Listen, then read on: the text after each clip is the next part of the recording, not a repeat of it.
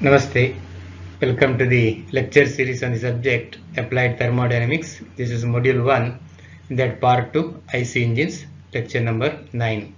Myself, Dr. N. Satish Kumar, Associate Professor of Mechanical Engineering, Canara Engineering College, Bantwal. So in the lecture number 8, we discussed about the classification of IC engines, then comparison between SI and CI engine, then combustion in SI engine and combustion in CI engine. So this lecture, let us begin with the detonation in SI engine. So what is detonation or knocking? So another name for the detonation is the knocking. It is due to the auto ignition of the unburned charge in the combustion chamber. Auto ignition or the self ignition of the unburned charge. So as the normal flame front proceeds across the chamber, the pressure and temperature of the unburned charge increase due to the compression of the burned portion of the charge. Now let me explain through this diagram. Now this is the normal combustion. You can see the first diagram, and you can see the pressure rise, okay, and pressure variation is normal, okay. Now you see, you know that in case of spark ignition engine, the spark is ignited or initiated at a particular point, and then it gets converted into a nucleus of flame, and that flame propagates. So as it propagates, actually it's burning, continuation of the burning of the fuel. So this results in you see, now the flame is propagating. You see, this is the path shown for the flame front at different stages of combustion. Now what happens is this end, this side, so there is unburned charge. You see, as the flame front proceeds further, so other end you have the unburned charge. So this pressure and temperature of this unburned charge increases because of this flame front is exerting some pressure on this unburned charge, which is called as compression. So compression of the by the burned portion of the charge increases the temperature and pressure of the unburned charge. So the unburned compression charge may auto ignite. So already it is compressed and it's unburnt. So its temperature may reach or go above the self ignition temperature. So automatically, auto ignition will take place, which will result the energy at a very rapid rate compared to the normal combustion process in the cylinder. So this is mainly because of the self ignition of the unburned charges. Auto ignition of the unburned charges. So that is mainly because of this the flame front exerting pressure on the unburned charges, thereby resulting in increase in the temperature and pressure of the unburned charges. This release of energy during auto ignition causes a high pressure differential in the combustion chamber. Now the flame front is moving from one end. At the other end, already the combustion has begun, that is for the unburned charge through the auto ignition. So it causes a pressure differential in the combustion chamber, and also a high pressure wave is released from the auto ignition region. So high pressure wave from the opposite end. So the motion of the high pressure compression waves inside the cylinder causes vibration of the engine parts. So and this is known as the knocking. So you can here clearly you can see, or you can clearly you can able to hear this sound. This is the knocking sound. So that is because of the pressure waves caused because of the combustion of the or the self ignition of the unburned charges. So now I'll come to the figure 1. So figure 1 shows the pressure release during normal combustion. So flame front or the spark ignition takes place at point A. So the flame front travels.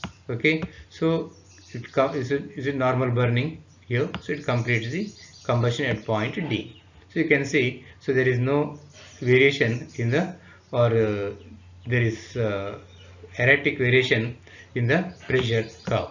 Okay. Whereas in case of the knocking, you can see the pressure waves are created at the end. You see, this is auto ignition of the charge is taking place at the end before the flame front reaches that place. Okay, so the overall pressure rise due to the auto ignition and end charge is shown in figure 2. You can see the end burning of the end charge because of the auto ignition, and the pressure rise is shown here. You can see the P theta diagram. So there is a variation in the pressure because of this auto ignition of the end charge. The pressure waves created due to auto ignition travel through the combustion chamber and are reflected back and forth by the combustion chamber walls. You see, the pressure waves are created because of the auto ignition of the end charges. So the waves travel through the combustion chamber, they are reflected back and forth by the combustion chamber walls. So the gas in the cylinder is compressed and expanded alternatively by the pressure waves. So this back and forth movement of the pressure waves creates compression and expansion in the cylinder chamber until the pressure equilibrium is restored. So this is continues to take place, so, and that is what is shown here. Okay. Now coming to the effects of knocking or detonation. So the engine parts are subjected to high pressure waves during this knocking or detonation, which may cause heavy damage to the piston and the connected components. So the knocking has a severe effect on the piston. So it creates heavy vibrations of the engine and creates undesirable noise, which is always objectionable. So there is increased vibration, undesirable noise, right, inside the engine, and auto ignition overheats the spark plug. The spark plug gets overheated. Due to this, ignition of charge takes place before spark occurs. If the spark is overheated, so in the next cycle, so before the spark, there may be beginning of ignition. So that is not proper for the engine. So more heat is lost to the coolant as the dissipation rate is rapid. So there is more loss of heat because of the knocking or the detonation. Now let us study the factors affecting knocking. First one is the fuel characteristics. So increasing the carbon chain increase the knocking tendency in the fuel. Okay, so if the carbon chain is there, increasing the carbon chain in the fuel increases the knocking tendency. Centralizing the carbon atoms decreases the knocking tendency. So fuel with higher self-ignition temperatures are less detonating because their self-ignition temperature is very high, even though the unburnt charge is compressed by the flame propagation of the flame, so it won't reach the auto ignition point. So there is no question of knocking. So higher flame speeds are desirable as the mixture will be consumed by the flame and there will be no auto ignition. That is also one of the factors. If the flame speed is more, so there is no auto ignition. Then condition of the range of air fuel ratio, the burning rate of the fuel is highest near the stoichiometric ratio towards the rich side. So burning rate, so that is also affects the knocking. Okay, so it is highest near the stoichiometric ratio towards the rich side. Okay, density of the charge, throttling of an engine or reducing the suction pressure reduces the tendency of knocking. So if you reduce the suction pressure, so you can reduce the knocking, whereas supercharging increases the knocking tendency. Then coming to the temperature of the charge, higher initial temperature causes easier auto ignition of the end portion of the mixture. It's quite natural, simple to understand. With high pressure, if you supercharge the air and if you supply, then also temperature increases. By other means, if you increase the temperature of the charge, so then also, so there is a possibility of auto ignition of the mixture. Okay, especially the end portion of the mixture. Now let us discuss the automotive pollutants and their effect on the environment. So the main automotive pollutants are unburned hydrocarbons, oxides of carbon, oxides of nitrogen, oxides of sulfur, particulates, soot and smoke. The first four are common to both SI and CI engines, and the last two are mainly from CI engines. That's particulates and soot and smoke you will find only in the exhaust of the CI engines. Now let us discuss these pollutants one by one. First, unburned carbons. These are the direct result of incomplete combustion. It's unburned means carbon molecules in the fuel are not completely burnt or they didn't undergo combustion. So that is a result of incomplete combustion. So hydrocarbons react in the presence of nitrogen oxides and sunlight to form ground level ozone, a major component of smog. Okay, so these unburnt hydrocarbons react in the presence of nitrogen oxides and sunlight to form ground level ozone. Okay, so which is a major component of the smog.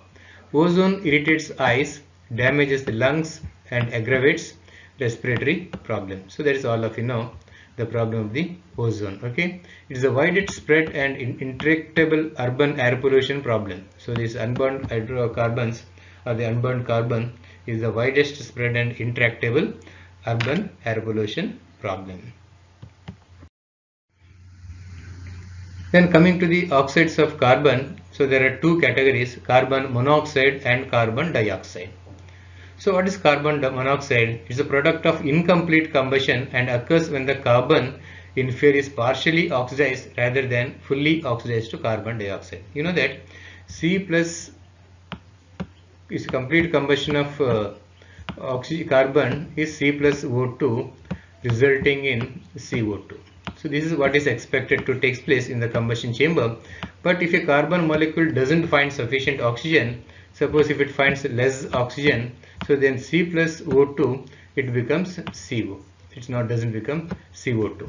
So this is called as incomplete combustion. So the product of incomplete combustion is in the sense what?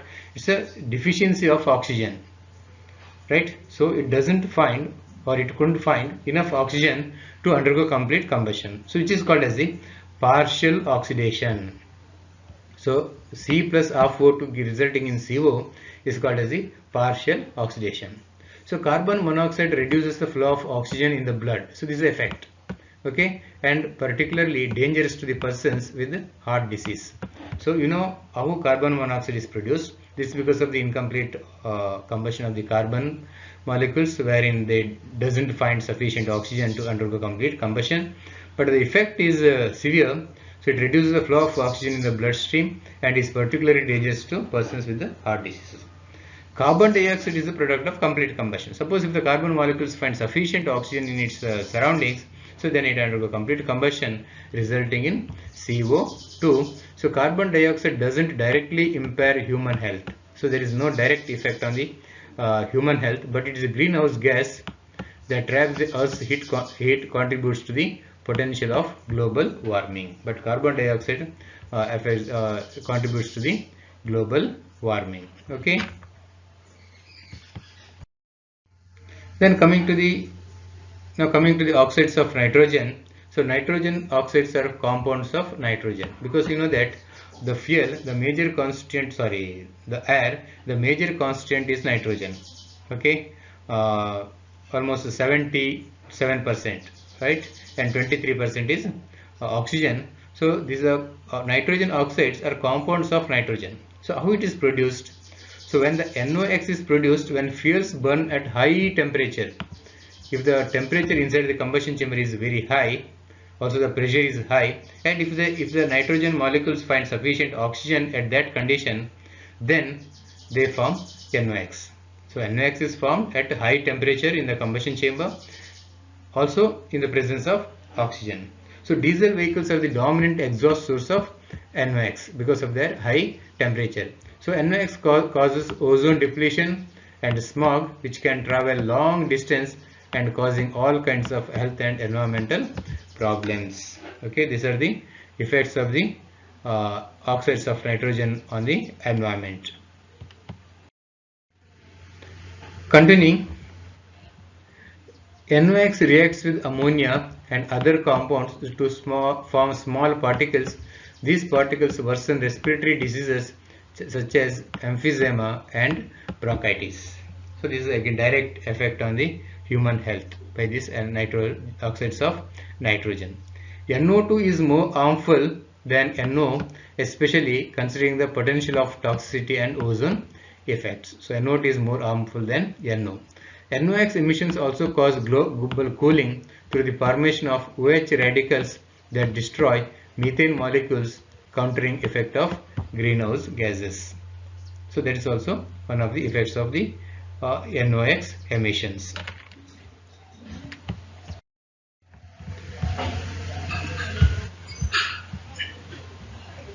Coming to the oxides of sulfur, so many fuels used in CI engines contains small quantities of sulfur. So when it undergoes combustion, so they are exhausted in the form of SO2 or SO3, and they contribute to the acid rain problems of the world.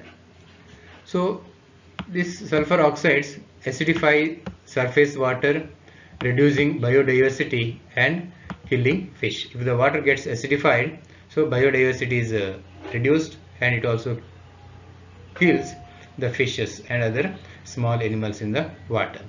So it damages forests through the direct impact on leaves and needles, and also by soil acidification and depletion of soil nutrients. Also, it speeds weathering of monuments or damaging of the monuments, buildings and other stone and metal structures. So this is a direct effect on these things. Okay.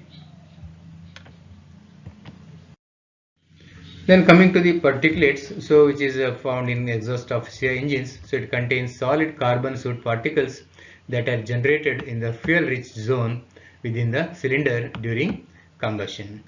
So particulate matter can travel long distance and has great health impact on human health, okay, such as asthma, chronic bronchitis and difficult breathing or painful breathing. So these are the effects of the particulate matter.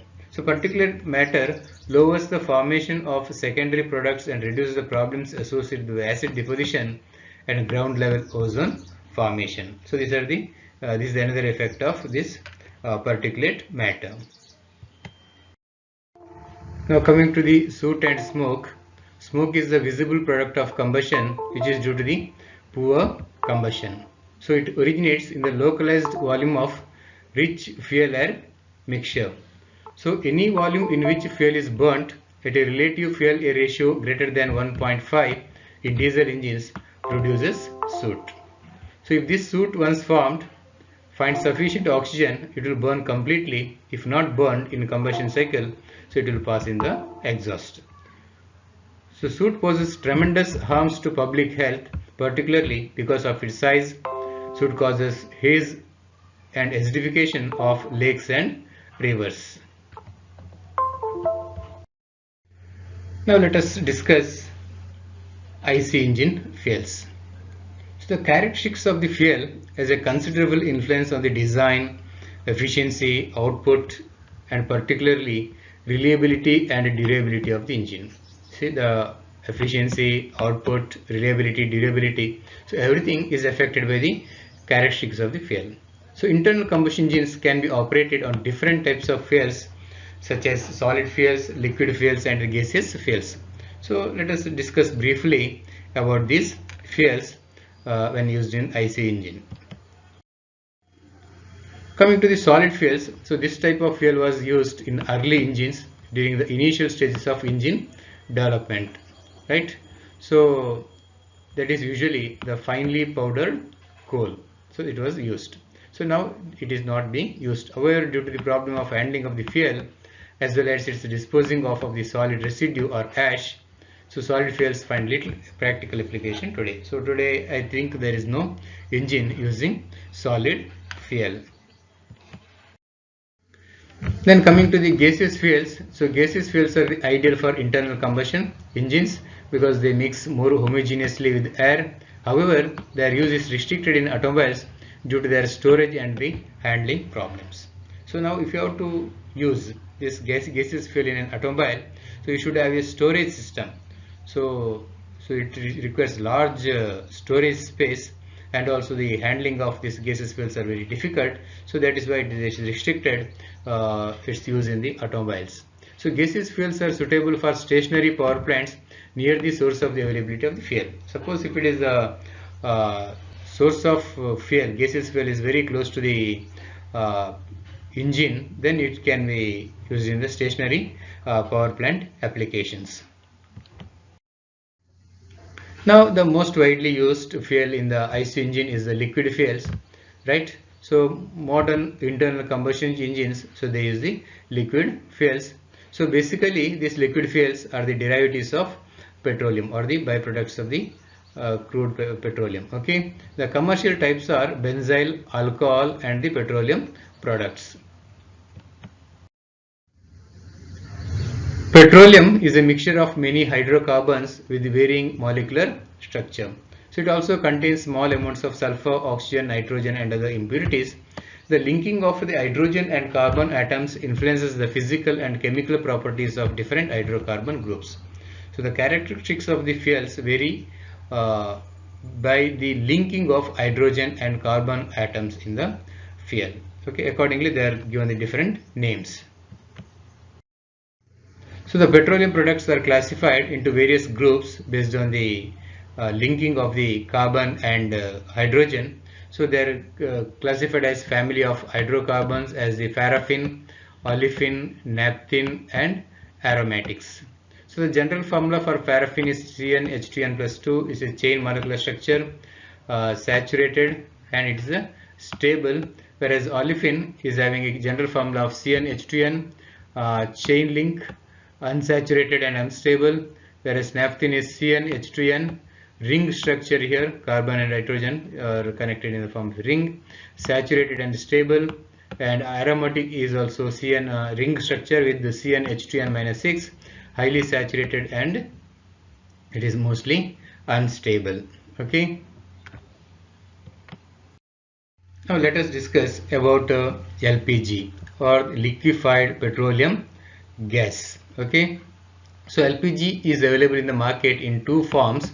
One is propane and other one is butane. So propane is a popular alternative fuel because of its infrastructure of pipelines, processing facilities, storage for its efficient distribution, and also it produces fewer emissions.